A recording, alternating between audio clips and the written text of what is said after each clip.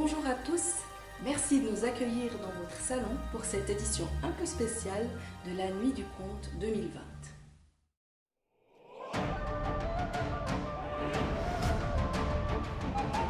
Au début du monde, bien avant les temps, les hommes vivaient sur la terre en paix et en harmonie. Ils ne connaissaient ni la guerre, ni la faim, ni la peur. Et parmi ces hommes vivaient deux frères, Épiméthée et Prométhée. Prométhée trouvait ce monde heureux un peu trop ennuyeux.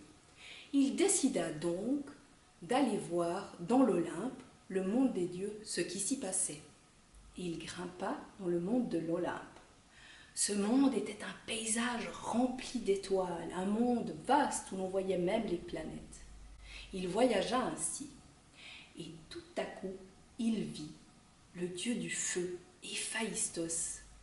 En voyant le feu, Prométhée se dit « ça serait bien sur la terre. Je vais ramener le feu sur la terre. » Alors, Héphaïstos était endormi. Prométhée s'en approcha doucement et déroba rapidement le feu. Il retourna sur la terre vite, vite, vite. Quand Héphaïstos se réveilla et qu'il découvrit que le feu avait disparu, il s'en alla le rapporter à Zeus. Zeus se mit dans une colère noire. Il décida de se venger. Ces hommes étaient bien trop orgueilleux et arrogants. Zeus avait une boîte qu'il gardait dans un coin de l'Olympe. Une belle boîte en or avec des diamants et des pierres précieuses dessus. Dans cette boîte, il avait mis un peu tout ce qu'il ne voulait pas dans l'Olympe et il avait bien fermé la boîte. Alors là, c'était l'occasion d'envoyer cette boîte sur la terre. Pour ce faire, avec Héphaïstos, ils décidèrent de créer une femme avec de la terre et de l'eau. Ainsi, ils façonnèrent une femme. Les dieux de l'Olympe vinrent aussi pour lui donner des dons. Ils lui donnèrent la beauté. Aphrodite lui donna le regard profond et la grâce. Athéna lui donna le goût du beau. Hermès lui donna le don de la parole. Et quand tous les dieux lui eurent donné ces dons, Zeus, avant d'envoyer Pandore sur la terre, car c'est ainsi qu'il l'a nommé, lui donna encore deux choses, la curiosité et la boîte. Avant d'envoyer Pandore sur la terre, en lui remettant la boîte, il lui dit « Tu ne dois en aucun cas ouvrir cette boîte.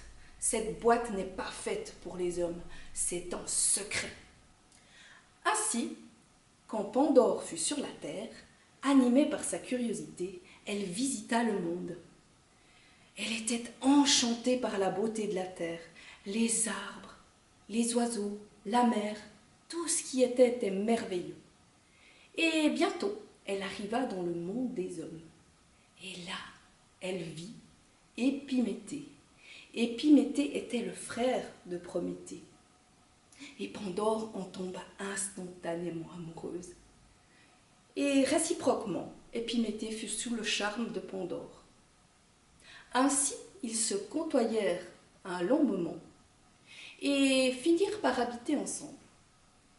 Alors Pandore expliqua son histoire de la boîte.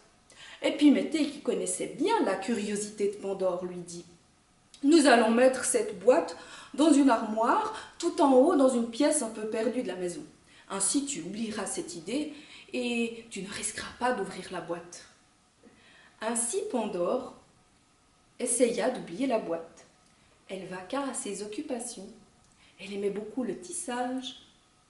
Elle aimait faire du jardin. Et elle aimait beaucoup entretenir la maison. Elle aimait aussi bricoler et lire.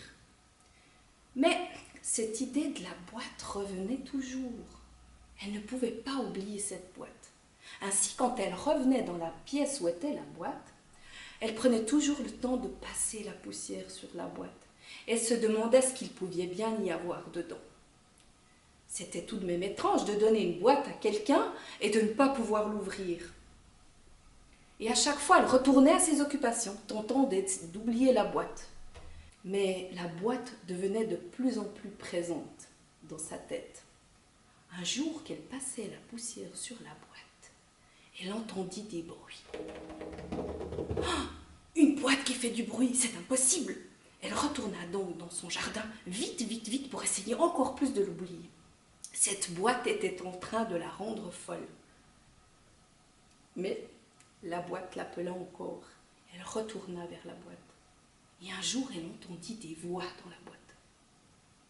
« Pandore, Pandore, s'il te plaît, ouvre la boîte. Le monde a besoin de nous. Le monde n'est pas complet sans nous. » Pandore se dit, « Si j'ouvre mais juste un tout petit peu la boîte, personne n'en saura rien. » Alors, elle défit le cadenas et souleva un tout petit peu la boîte.